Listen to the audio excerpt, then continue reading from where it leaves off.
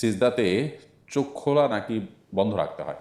শুক্রবার মারা গেলে তার জন্য কি পরকালে হিসেব সহজ হয়? সালাতে রাকাত সংখ্যা ভুলে গেলে করণীয় কি? বাচ্চাকে 2 বছরের বেশি সময় বুকের দুধ খাওয়ালে কি পাপ হবে?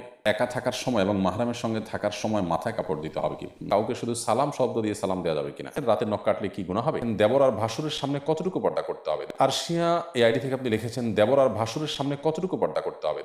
দেবর এবং ভাসুরের সামনে শতভাগ পর্দা করতে হবে। একজন আননোন অপরিচিত মানুষের সামনে যতটা পর্দা করতে হবে, এখানে ততটা বরং তার চাইতে বেশি পর্দা করতে হবে। কারণ নবী করিম সাল্লাল্লাহু আলাইহি সাল্লাম যখন তাকে জিজ্ঞেস করা হয়েছিল যে, হে আল্লাহর রাসূল, ভাসুর দেবর সম্পর্কে আপনি কি বলেন এবং পুরুষের বেলায় শালী সম্পর্কে আপনি কি বলেন, তখন নবী সাল্লাল্লাহু আলাইহি সাল্লাম বলেছেন যে আল হামু আল মউত, দেবর এবং ভাসুর এদেরকে তো মৃত্যুকে যেরকম মানুষ ভয় পায় তাদেরকে তো সেরকম ভয় পেতে হবে, অর্থাৎ তাদের থেকে দূরত্ব বজায় রেখে চলতে হবে, নিজেদের ফিতনায় পতিত হওয়ার যে ভয় আছে সেই জায়গা থেকে।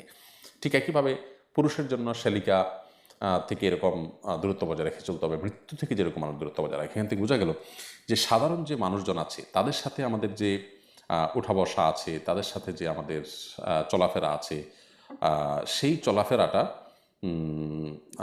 ক্ষেত্রে আমরা যতটা সতর্ক, অপর্দার বিধায় আমরা যতটা কনসার্ন আছি, এখানে আরেকটু বেশি আমাদেরকে দায়িত্বশীল হতে হবে, কারণ এখানে ভয়টা আরও বেশি। এমনি শফিকুল বাহার আপনি লিখেছেন, সিজদাতে চোখ খোলা নাকি বন্ধ রাখতে হয়? সিজদাতে চোখ খোলা রাখবেন নাকি বন্ধ রাখবেন? উত্তর হলো, সিজদা এবং পুরো নামাজ জুড়েই চোখ স্বাভাবিকভাবে রাখাটাই হলো সুন্নাহ। কারণ নবী করিম সাল্লাল্লাহু আলাইহি ওয়াসাল্লাম চোখ বন্ধ রাখার কোনো নির্দেশ দেননি বা তিনি রাখতেন বলে কোনো প্রমাণ নেই। বাট কেউ যদি চোখ বন্ধ করলে তার মনোযোগটা একটু বেশি থাকে, তাহলে তার জন্য জায়েজ আছে। অতএব এটা সিজদা হোক আর দাঁড়ানো হোক, একই কথা প্রযোজ্য হবে যে সিজদা গেলে আমি চোখ বন্ধ করলে খুব বেশি মনোযোগ হয়, ওকে, বন্ধ রাখতে পারেন আপনি। এটা মনোযোগ রাখার প্রয়োজন আপনি করতে পারেন, তবে এটাকে সিস্টেম বানানো, অর্থাৎ মনোযোগ রাখার ইস্যু না, ইস্যু হলো যে চোখ বন্ধ করে নামাজ পড়াটাকে উত্তম মনে করি আমরা, এরকম যদি হয় তাহলে এটা ভুল হবে। কারণ কোনো কোনো বর্ণনা ইয়াহুদিরা এটি করেন। হ্যাঁ, মনোযোগের প্রয়োজনে যদি হয় তাহলে সেটা তো ভিন্ন একটা যৌক্তিক কারণ, ভ্যালিড কারণ আছে, সেই কারণের ভিত্তিতে আপনি চোখ বন্ধ করে নামাজ পড়তে পারেন। ইকফা খান আপনি লিখেছেন, শুক্রবার মারা গেলে তার জন্য কি পরকালে হিসেব সহজ হয়? শুক্রবারে যদি কেউ মারা যান তাহলে সেক্ষেত্রে কোরআন এবং সুন্নাহর আলোকে এই ব্যক্তির কবরের আযাব বা কবরের যে ফিতনা, পরীক্ষা, প্রশ্নোত্তরের মুখোমুখি তা থেকে আল্লাহ তাআলা তাকে হেফাজত করেন। এটা তো আসলে কারোর হাতে না যে কে কোন দিন মারা যাবেন, কিন্তু এই সৌভাগ্য যদি কারোর অর্জন হয় তাহলে কবরের ফিতনা থেকে আল্লাহ তাআলা সাধারণত এরকম ব্যক্তিকে হেফাজত রাখেন। সো জুমার দিন মারা গেলে এই সুফলটা পাওয়া যাবে, কিন্তু এর মানে এই না যে পরকালে হিসেব সহজ হওয়ার কথা বলা হয়েছে। হ্যাঁ, এটা ঠিক যে কারো যদি কবরের ফিতনা, কবরের পরীক্ষা থেকে আল্লাহ তাআলা মুক্ত রাখেন, আশা করা যায় যে পরবর্তীতেও আল্লাহ তাআলা তার জন্য বিষয়গুলোকে সহজ করবেন। আবার এই বিষয়টি যখন ইমানদার তাওহীদবাদী কোনো মুসলমানের ক্ষেত্রে হবে, তার জন্যই প্রযোজ্য হবে। একজন মানুষ যদি নিজে থেকে তিনি অমুসলিমই হন, তাহলে সেক্ষেত্রে মূলগতভাবে অমুসলিম হলে এরকম ব্যক্তি শুক্রবারে মারা গেলেন কি শনিবারে মারা গেলেন, এটা আসলে কোনো ম্যাটার করবে না। বিধায় জুমার দিন মারা গেলে তাদের কবরের যে ফিতনা সেটা হবে না, বা কবরের যে পরীক্ষা সেটা থেকে তারা মুক্ত থাকবে ইনশাআল্লাহ তাআলা। এরপরে প্রশ্ন করেছেন আনিসা মুস্কান, আপনি লিখেছেন, সালাতে রাকাত সংখ্যা ভুলে গেলে করণীয় কি? সালাতে যদি আপনি রাকাত সংখ্যা ভুলে যান তাহলে সেক্ষেত্রে আপনার করণীয় হবে যে দেখতে হবে যে আপনার কোনো একটা দিকে মন বেশি টানে কিনা। ধরুন আপনি দ্বিতীয় নাকি তৃতীয় রাকাতের মধ্যে আছেন, অথবা তৃতীয় নাকি চতুর্থ রাকাতের মধ্যে আছেন, এটা নিয়ে আপনার ডাউট হচ্ছে, তাহলে মন কোন দিকে বেশি আপনার টানে। যদি মনে হয় যে না, 2 এবং 3-এর মধ্যে সন্দেহ হলে আমার মনে হচ্ছে এটা 3 নম্বর রাকাতই, এটার দিকেই যদি মনের টানটা প্রবল থাকে তাহলে 3 ধরেই আপনি নামাজ পড়বেন এবং শেষে সেজদা সাহু দিয়ে নেবেন। বিশেষ করে যদি এটা আপনার জীবন ফার্স্ট টাইম হয়ে থাকে, শুরুতে হয়ে থাকে, আর যদি এরকম প্রায় হয় কিন্তু আপনি এখন অলমোস্ট বেশিরভাগই শিওর যে আপনার 2-এর বেশি, 3 রাকাত, অথবা বেশিরভাগই মনে হচ্ছে না 2 রাকাতই, 3-এর ব্যাপারে ডাউটটা হচ্ছে খুব হালকা, তাহলে এটাকে পাত্তা না দিয়ে আপনি কমটাই ধরে নেবেন, অর্থাৎ যেদিকে মন বেশিরভাগ টানে সেটাকে চূড়ান্ত ধরে আপনি নামাজ পড়ে নেবেন। আর যদি আপনি মাঝামাঝি দাঁড়িয়ে থাকেন, কোনো একদিকে আপনার ঝোঁকটা বেশি বা কম না হয়, তাহলে সেক্ষেত্রে আপনি কমটা ধরে নামাজ শেষ করবেন। এ সম্পর্কে নবী করিম সাল্লাল্লাহু আলাইহি ওয়াসাল্লাম পরিষ্কার একটি হাদিসে রয়েছে যে রাকাত সংখ্যা নিয়ে যখন ডাউট তৈরি হবে সেটাকে কম ধরে তারপর নামাজ শেষ করা। তাহলে এটা হবে তখন যখন আমরা কোনো প্রকার ডিসিশনে যাওয়ার মতো কোনো একদিকে বেশি ঝোঁক মনের সেটা হবে না, তখন ঠিক মাঝামাঝি যখন ঠায় দাঁড়িয়ে থাকবো তখন এই পরিস্থিতিটা হবে, অর্থাৎ তখন আমরা এটা চাইলে করতে পারবো। এই জায়গা থেকে আমরা বলবো যে সালাতের রাকাত সংখ্যা ভুল হলে দেখতে হবে যে কোনো একদিকে টান আছে কিনা, যদি টান থাকে তাহলে সেটাকে চূড়ান্ত ধরে নামাজ পড়ে শেষ করবেন। আর যদি মনে হয় যে টান নাই, মাঝামাঝি আছেন, কোনো দিকে আপনার সিদ্ধান্ত যাচ্ছে না, 50-50 আছেন, তাহলে সেক্ষেত্রে আপনি কমটা ধরে, অর্থাৎ 2 এবং 3 নিয়ে ডাউট হলে 2 ধরবেন, 3 এবং 4 নিয়ে ডাউট হলে 3 ধরবেন, ধরে নামাজ পড়বেন এবং শেষে সেজদা সহ যথানিয়মে দিয়ে দেবেন। বাচ্চাকে 2 বছরের বেশি সময় বুকের দুধ খাওয়ালে কি পাপ হবে? না খাওয়ালে কান্নাকাটি করে এবং সিন ক্রিয়েট করে। বাচ্চাকে 2 বছর আমরা দুধ পান করাতে পারবো, আমাদের মায়েরা দুধ পান করাতে পারবেন। বুকের দুধ 2 বছরের বেশি যদি পান করানো হয় তাহলে সেক্ষেত্রে সেটা গুনাহ হবে, এটা জায়েজ হবে না। এটাই হলো হানাফি উলামা ইকরামের ফতোয়া এবং এটি অধিকতর বিশুদ্ধতর মত। কারণ আল্লাহ রাব্বুল আলামিন বলেছেন, ওয়াল ওয়ালিদাতু ইউরদি'না আওলাদাহুন্না হাওলাইনি কামিলাইনি লিমান আরাদা আন ইউতিম্মার রাদাআ। যে চায় যে তার সন্তানকে দুধ পান করানোর যে সময় আছে এই সময়সীমাটাকে পরিপূর্ণ ইউজ করবে, সে 2 বছর দুধ পান করাতে পারবে। অর্থাৎ সেই মা তার সন্তানকে 2 বছর দুধ পান করাতে পারবেন যিনি তার সন্তানকে দুধ পান করানোর পরিপূর্ণ সময়টাতেই দুধ পান করাতে চান। এই আয়াত থেকে করে পরিষ্কার বোঝা যায় যে দুধ পান করার পরিপূর্ণ টাইম হলো 2 বছর, এরপর আর তিনি দুধ পান করাতে পারবেন না। বাচ্চাদের কান্নাকাটির যে ব্যাপারটি আছে সেটিকে নিয়ন্ত্রণ করবার জন্য আগে থেকে, অর্থাৎ 2 বছর আগে থেকেই নানাভাবে বাচ্চাদেরকে দুধ পান করানো থেকে দুধ ছাড়াতে হবে। এবং সেটার জন্য মায়েদের যে সমস্ত পলিসিগুলো আছে সেই পলিসিগুলো তারা অ্যাপ্লাই করবেন, অবলম্বন করবেন। ধরুন 2 মাস বা 3 মাস আগে থেকে যদি আপনি শুরু করেন তাহলে সেক্ষেত্রে 2 বছরে এসে সেটাকে কন্ট্রোল করা কঠিন কোনো কাজ নয়।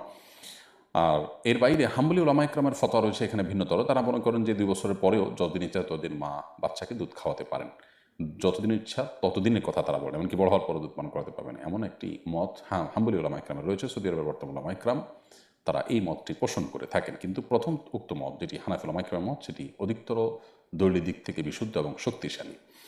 অতএব 2 বছরের মধ্যে বাচ্চাকে দুধ পান করানো শেষ করতে হবে। নবী সাল্লাল্লাহু আলাইহি ওয়াসাল্লামের হাদিসে রয়েছে, লা রাদা ইল্লা ফি হাওলাইন, 2 বছর পর কোনো দুধ পান করানো চলবে না। তো এই সমস্ত আয়াত এবং হাদিসের আলোকেই 2 বছরের মধ্যেই দুধ পান করানো সমাপ্ত করতে হবে। হারাম অর্থ বাইরের মানে ব্যয় করেছি, গুনাহ থেকে বাঁচতে কি করতে হবে? হারাম অর্থ বলতে যদি আপনি অন্যের অধিকার, অন্যের টাকা আত্মসাৎ করে বাড়ি নির্মাণে ব্যয় করে থাকেন তাহলে সেক্ষেত্রে এর পুরাটুকুই, অর্থাৎ অন্যের যে টাকা আত্মসাৎ করে বাড়ি করেছেন ওই পুরা টাকাটা সেই ব্যক্তিকে পরিশোধ করতে হবে।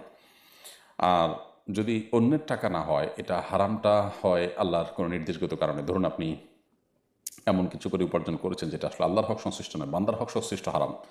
বান্দার হক সংশ্লিষ্ট হারাম, যেমন আপনি শুকরের গোশত বিক্রি করেছেন, সে ফর এক্সাম্পল আপনি এমন কিছু করেছেন, মাদক বিক্রি করেছেন, সেখান থেকে যে টাকা পেয়েছেন সেটাতে আপনি বাড়ি নির্মাণ করেছেন। তো এই ক্ষেত্রে যেটা হবে যে টাকা আপনি উপার্জন করেছেন হারামভাবে, সেই পরিমাণ টাকা আল্লাহ রাস্তায় আপনি দান করে দিবেন এবং কোনো সওয়াবের নিয়ত করবেন না। বিশেষ করে যখন বান্দার হক সংশ্লিষ্ট বিষয় হবে তখন ওই বান্দাকে যার হক নষ্ট করেছেন তার কাছেই ফেরত দিতে হবে, না হলে তার পক্ষ থেকে আপনি আদায় করে দিবেন, দান করে দিবেন অন্য কোনো গরিব দুঃখী মানুষকে। মুন্নি আক্তার, আপনি দেখেছেন মহিলারা একা থাকার সময় এবং মাহরামের সঙ্গে থাকার সময় মাথায় কাপড় দিতে হবে দিতে কি বাধ্য? মহিলারা যখন একাকী থাকবেন মাথায় কাপড় দিতে তারা বাধ্য নন। মাহরামের সাথে যখন থাকবেন তখনও তারা মাথায় কাপড় দিতে শরীয়তের দৃষ্টিকোণ থেকে বাধ্য নন। যখন তারা পরপুরুষের সামনে যাবেন তখন তাদের মাথার উপরে কাপড় একটু টেনে দিবেন, যাতে করে মাথা তো বটেই, এমনকি ফেসও তাদের পর্দার মধ্যে ঢেকে যায় এবং আবৃত হয়ে যায়। এটাই হলো নবী করিম সাল্লাল্লাহু আলাইহি সাল্লামের নির্দেশনা, কোরআনের নির্দেশনা। আল্লাহ বলেছেন, ইউদিনিনা আলাইহিন্না মিন জালাবিবিহিন্না, ইমানদার নারীরা তারা যেন তাদের মাথার উপরে কাপড় যেন টেনে দেয়।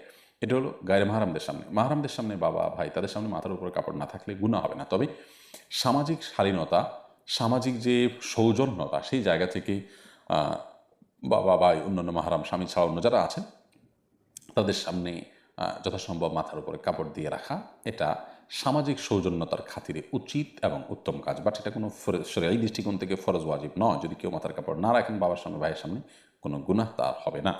যেহেতু সমাজে এটাকে সম্মান প্রদর্শন অসম্মান প্রদর্শনের ব্যাপার মনে করে এবং এখানে ব্যক্তির উপরে কোনো প্রকার জুলুমও হয় না, অতএব মাথার কাপড় দিয়ে আপনি মাহরাম পুরুষদের সামনে থাকলে সেটা উত্তম হয়, ভালো হয়। জাস্ট আপনার প্রতি তাদের কোনো ভুল ধারণা তৈরি হলো না, সেই জায়গা থেকে শরীয়তের কোনো নির্দেশটা না যে আপনাকে সেখানে মাথা কাপড় দিয়ে থাকতে হবে। সো মাথা কাপড় পরে গেছে বা ছিল না, এর কারণে কোনো গুনাহ আপনার হবে না, এটা পরিষ্কার। আলতাফ হোসেন লিখেছেন, মসজিদের চেয়ারে বসে জামাতে নামাজ পড়া কতটুকু শরীয়ত সম্মত? মসজিদে চেয়ারে বসে নামাজ পড়তে পারবেন যদি আপনার রুকু সেজদা করার মতো সামর্থ্য না থাকে। চেয়ারে বসে আপনি ইশারায় সেজদা রুকু করতে হয়, এরকম অপারগ হন, অসুস্থ হন, মাযুর হন, তাহলে আপনার জন্য এটা জায়েজ আছে। এবং যে কাজ জায়েজ আছে সেটা মসজিদেও জায়েজ আছে, সেটা বাসায়ও জায়েজ আছে। তবে সামান্য একটু শরীর ব্যথা বা সামান্য একটু খারাপ লাগছে, এই যুক্তিতে আপনি মসজিদে চেয়ারে বসে গেলেন না, বসে নামাজ পড়া শুরু করলেন, সেটা কিন্তু জায়েজ হবে না। কারণ এটি আপনার যে ফরজ বিধান আছে রুকু সেজদা এবং দাঁড়িয়ে সালাত আদায় করা যথাযথভাবে সেটাতে ব্যাঘাত হয়ে থাকে, সেই জন্য এটা করা সঠিক হবে না। ইরফান লিখেছেন রাতে নখ কাটলে কি গুনাহ হবে? না, রাতে নখ কাটলে কোনো গুনাহ নেই। নখ দিনে 12তে যে কোনো সময় কাটা যাবে। একসময় মুরব্বীরা বলতো রাখেন রাতে নখ কাটতে হয় না। কেন বলতেন তারা আল্লাহই জানে, হয়তো বিদ্যুৎ ছিল না।